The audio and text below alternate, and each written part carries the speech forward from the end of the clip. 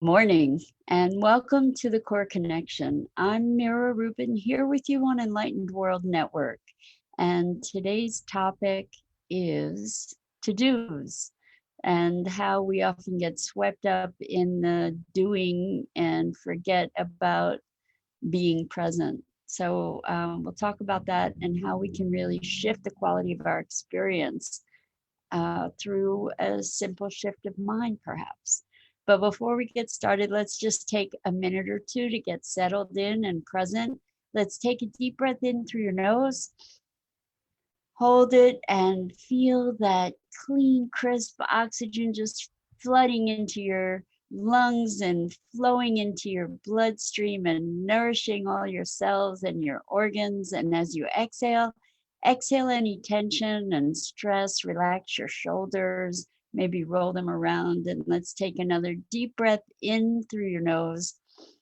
This time, hold it and imagine that it's sparkling white light lighting you up, electrifying your cells and all the molecules that make them and the electrons that fly around them and connect you with the world beyond. And as we exhale, exhale any tension, maybe roll your neck, roll your head, and now let's just gently press our palms together and feel your fingers against your palms. Slowly, softly rub them together and feel that. Feel the space between your palms and your fingers, and just allow yourself to sort of sink into the deliciousness of that and slow down and be present right here, right now. Welcome, welcome. It's great to be here with you. And let's talk about to-dos. I've spoken with a couple clients just yesterday about this getting into a focused mindset where it's kind of like, I have all this to do, stay out of my way, just I'm going to go and run through and do everything that I need to do. And maybe you've experienced that kind of focus yourself, where it's just like, get out of my way, make way because I'm barreling through here. And the, I have a memory that is just such a perfect example of this. Um, I was helping somebody move, and they were so focused on getting everything moved that in the process they pretty much steamrolled everybody else that was there to help.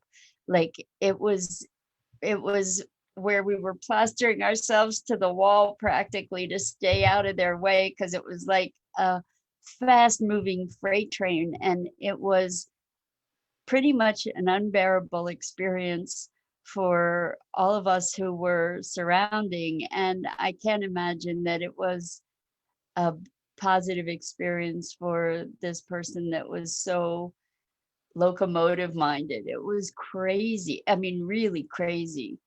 And I've never seen such an extreme. And it was a focus on the doing to the exclusion of really any beingness. It was kind of like just becoming robotic and oblivious of the surrounding environment. And so just to talk about this dynamic and what's available if we instead enable ourselves to presence ourselves, like as we find ourselves trying to shut everything out and kind of shut ourselves down, uh, if we instead choose to lean into the circumstance, there's so much more richness available. So, for instance, one of the clients I spoke with yesterday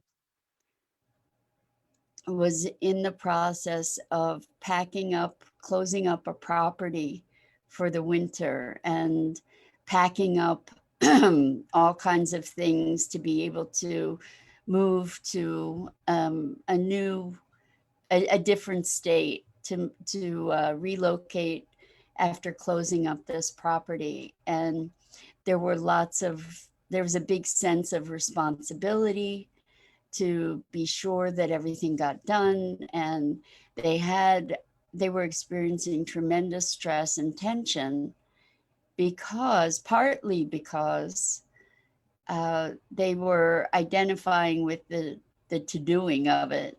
And it was a big to-do, so to speak.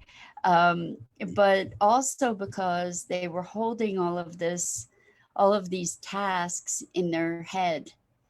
And when we hold all these ideas of things we need to do in our head, what happens is our head is always churning, trying to remember to keep everything in line. And when we do something as simple as putting it on paper or putting it in a list on a computer where we can sort of do a brain dump, then that in and of itself can give us a greater experience of relaxation or presence. It can allow our minds to quiet from that constant roil that can really make us crazy and tremendously anxious and nervous. And what happens is too that when we keep these things in our heads, we often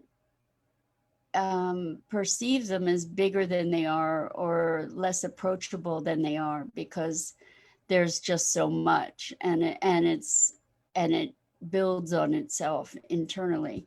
When we put it on paper, we put it in a place where we can see it from out of our minds, then we have the ability to interact with it. We can assign how much time it'll take to do each different thing and then plan accordingly. We can see that some of those things aren't priorities, for example. And all of this practice of getting stuff out of our head, looking at ways that we can perhaps organize it, reduces the experience of overwhelm, which then allows us to be able to be more present. But even more important than that, what we get to do is look at a shift of focus from the doing or the thing that needs the doing to what our intention is. Like what is guiding this frenzy of doing this? And what is super powerful is to, as much as it seems counterintuitive perhaps, but what's super powerful is to allow ourselves to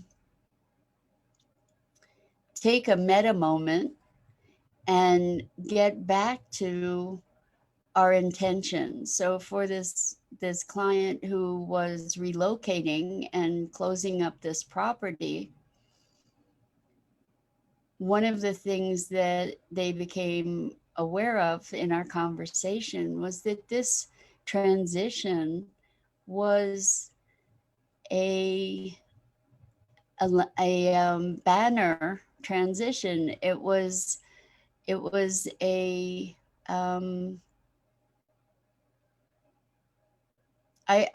I coached them to look at this as a passage, and a symbolic as well as an actual passage from one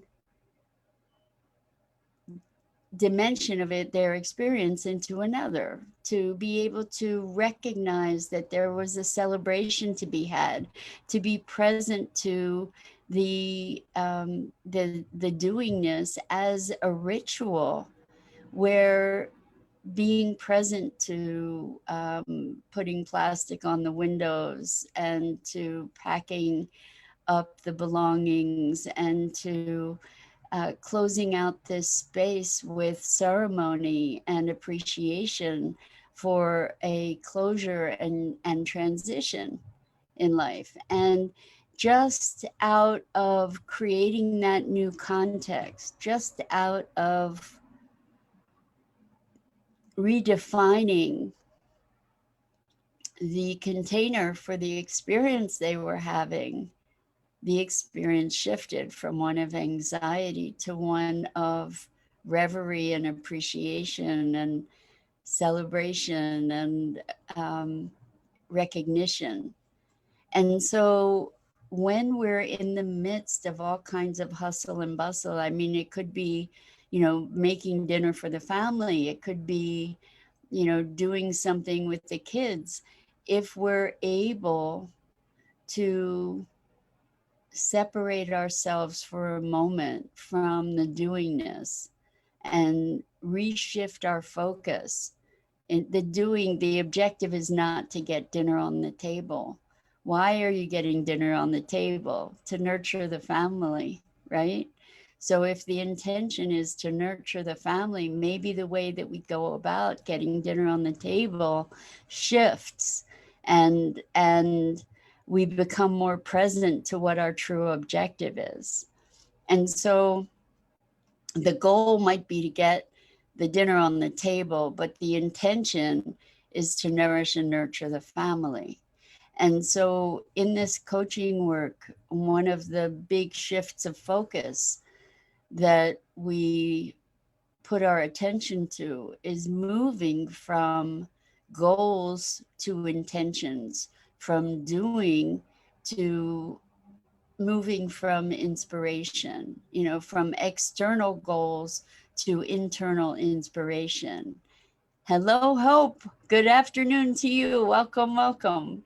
We're talking about to do's and how to move more to be's or from doingness to beingness. So the thing that we want to be able to do is to lean in to these moments when we're so frenzied and frantic, to take a breath and refocus from the tasks at hand to the intention behind the tasks. And that can shift the whole context and the whole experience of doing those tasks. When we get in that frenzied mode, what's happening is so much that we're trying to fight through our own resistance. And so there's first the resistance, then there's fighting the resistance, and somewhere under there, there's the intention for what it is we're trying to accomplish. And so in the example of the extreme mover, where we were all plastered against the wall to protect ourselves from this raging train, what was happening there really for that person was that they were fighting through their overwhelm. So there was an extreme overwhelm about what needed to be done, and they were pushing through it. And the act of pushing through creates more resistance also. So when we allow ourselves to, instead of disconnect, because that's often how we function in these situations, when there's so much to do, we just put our head down and plow through, right? And anything in the way be damned, right?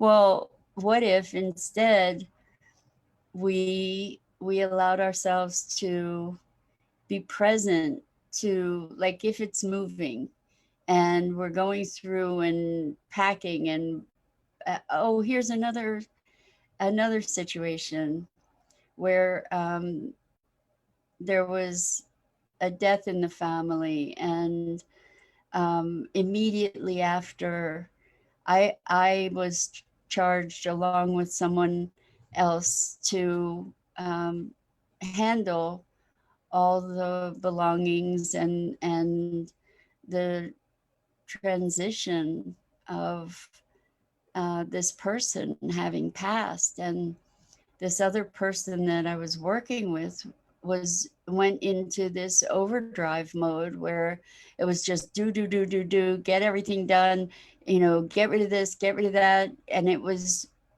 for me, it put me in a tailspin because there was no opportunity to process what was going on, what happened, what what there was no ability to presence myself in that whirlwind to the loss and to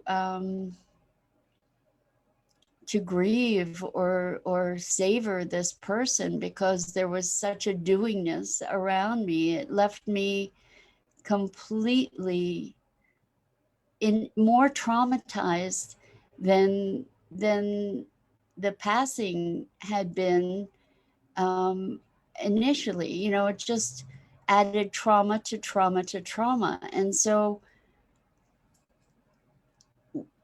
had I been able to settle in and be present with my experience and be present to who this person had been in my life, the whole experience would have been deeper and richer and less traumatic. So I I was speaking with another client also yesterday, talking about all these things that needed to get done. And in the conversation, we were talking about how we can tend to be our own worst taskmasters. And if you think about the word taskmaster, it's talking about mastering tasks. And what are tasks? Tasks are to-dos, essentially. And the question that brought to mind is, do we want to master tasks, or do we want to master the things that are the makings of our dreams? And when we are putting our attention on doing the task, we often lose sight of what the intention and the vision is behind that task. So what we want to do is, what we want to be is focused more clearly on our intentions, on our vision, and allow the doingness that's part of that to come from the inspiration of that vision. Because it's a shift of frequency, it's a profound shift of frequency, and I can feel it even just speaking about it in my heart, from this constriction, which is got to do it, got to get it done, to here's my vision, and here are the things along the way that get to be accomplished in service of that vision and that mission. And I'm wondering if you feel that distinction, if you can feel the shift from vision, which is expansive, that is inspiring us and pulling us forward, to uh, tasks and doing, which is constrictive, which we need to force ourselves forward into, you know, where we're pushing into rather than being pulled forward or called forward. So I'm wondering if you have any experience of that, and moments when you've been able to sort of settle back and say, well, why am I doing this? What's my why?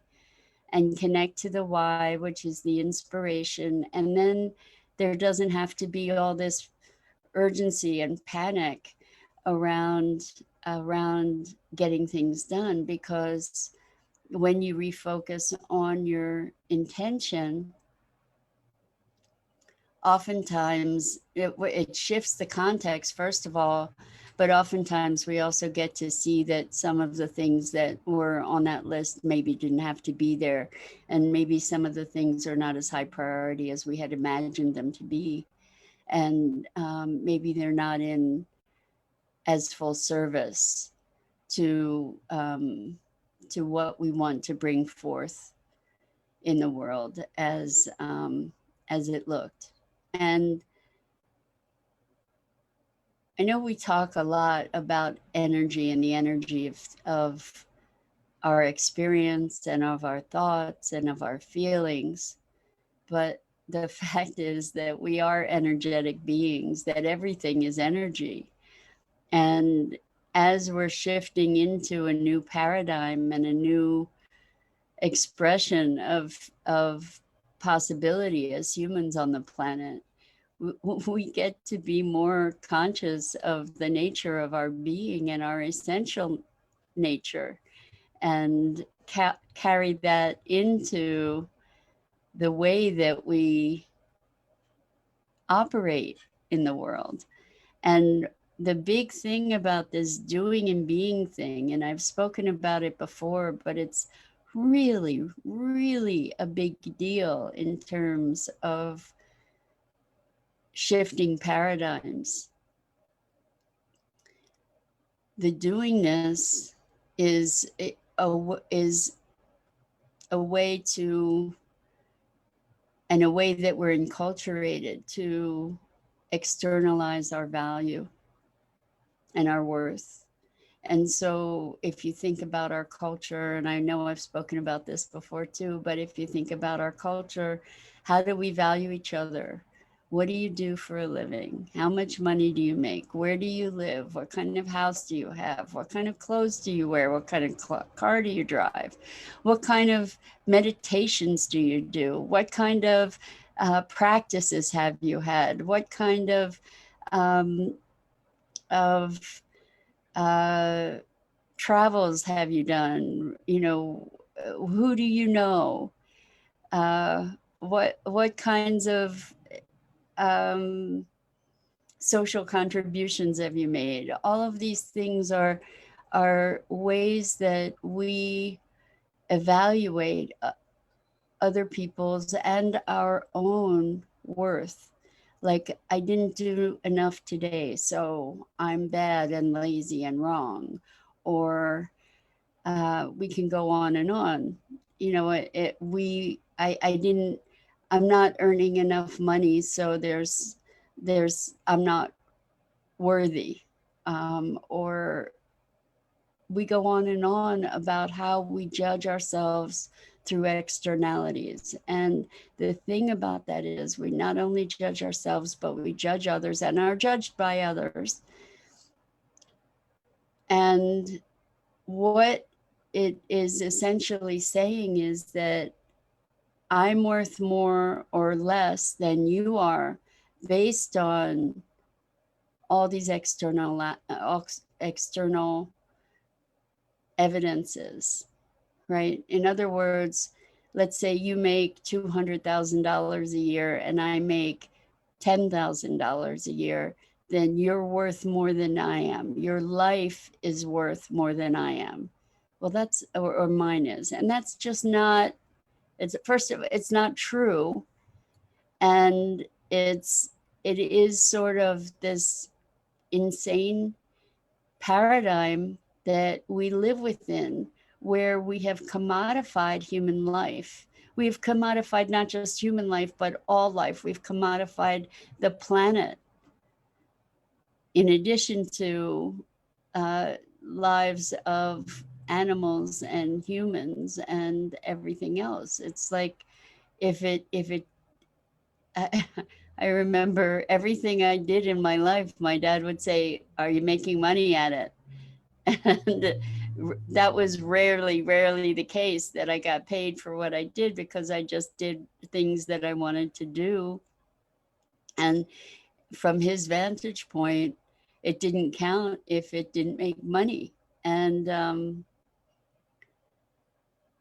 what I realized is that this is the fundamental shift of culture that we get to make, to create a world that is a world of justice and a world of fairness and a world of connection is where we recognize that no one human is more valuable than another human. Now we can say that's not true. We can say, but look, this person has contributed to all of these, has created all of this difference in the world, and we revere people who do different things in the world. And the thing is that we tend to, I mean, if you bottom line that, you're saying that some people deserve to have breath more than others, and some people are a waste.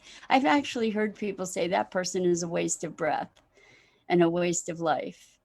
And um, I I am inclined to say what happens, or to look at what happens and to want to experience what happens when we recognize that each of us is worthy of life because we're here, just because we are, just because we exist. And there is, um, beyond that, there's story about what's valuable and what's not valuable, and what's a contribution and what's not a contribution. And um, we are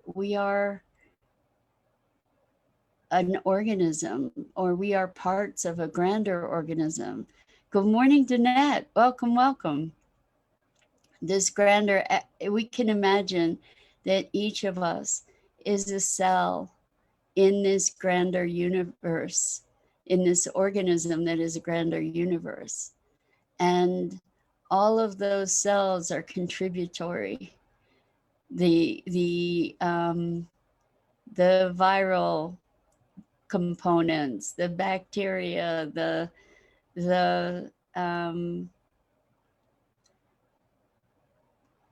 every portion of our being. Hi, Tammy. Welcome. I'm so glad you're here.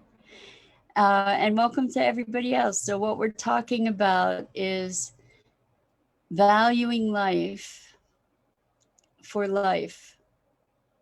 life's sake, and getting caught up in the to-dos rather than the steps that we take to our vision, like being driven by goals rather than by intentions and visions, is a profound and, I believe, essential transition for us to make as we evolve into our next expression as human beings on the planet. You know, in order to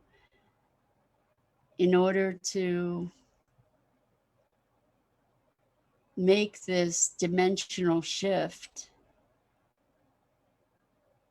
we get to change our baseline. And the baseline isn't that I have to perform to be worthy. You don't have to perform to be worthy. You are worthy just by virtue of your being here. And that means that the doingness is not something that is tied to our self-worth. The things that we do is not who we are. And the things that we do not make us worthy or unworthy. The things that we do are the things that we do. And I know this probably flies in the face of our culture, but you know, because we're a culture of celebrity, right? We put people on pedestals and we elevate people and revere people for their contributions to humanity. And we can do that as long as we find a place of reverence for the multitude of other expressions of life expressing itself on this planet. And it's a really counterintuitive thing to realize that um, that by releasing the notion of goals and doingness and focusing more on beingness, that we can actually create more profound impact in the world. But we can. And so when we're caught in this frenzy of doing, let's take a breath, step back, and look at what's the intention. You know, it's like I want I want a clean house, so I'm going crazy cleaning the house, and I'm screaming at everybody else in my path because they're messing things up. Well, what's the intention of having a clean house? You know, is it to have a lovely place to live in, and is it about the place? Because again, that's externalizing. Is it about the feel of the place? You know, so by connecting with the intentionality, then we can even just make the cleaning itself a whole different experience, because we're brightening the environment to feel better in it, to feel more expansive or calmer or whatever it is. So we can be putting our attention on the intention, and then that intention powers the doing from an entirely different place of being. So I guess that's it for today. And looking at how rather than disconnecting to do our to-dos, maybe lean in to find out what the intention is behind it and connect with that, and that will make the whole process much more smooth and allow you to be present for the opportunities of that experience that might otherwise have eluded you. So for both these clients that I was telling you about yesterday, they had a rich experience of the to-dos that they were doing, and they were moved and inspired by that engagement rather than being at the effect of it. And Dido, so glad. I love when you chime in, Dido. It's always so rich. So Dido says, I love your distinction between intentions and inspiration and being versus doing and to-dos and judging a sense of worth. You always come up with the most succinct summaries and encapsulation of what's being said, Dido. Thank you for that. And Tammy, you have a wonderful day too, and I so appreciate you and everybody else who joins us, and I so appreciate you guys for chiming in and saying hello to let me know that you're here, and also for engaging. It means the world. So lots and lots and lots of love to you. I'm Mira Rubin. This is the Core Connection, and I go live on the Enlightened World Network Facebook page every weekday morning at 9 a.m. Eastern. And I so enjoy this time we share. And I think you'll enjoy checking out the other amazing programming on Enlightened World Network. Until next time, be and allow your beingness to power your doingness. Much love.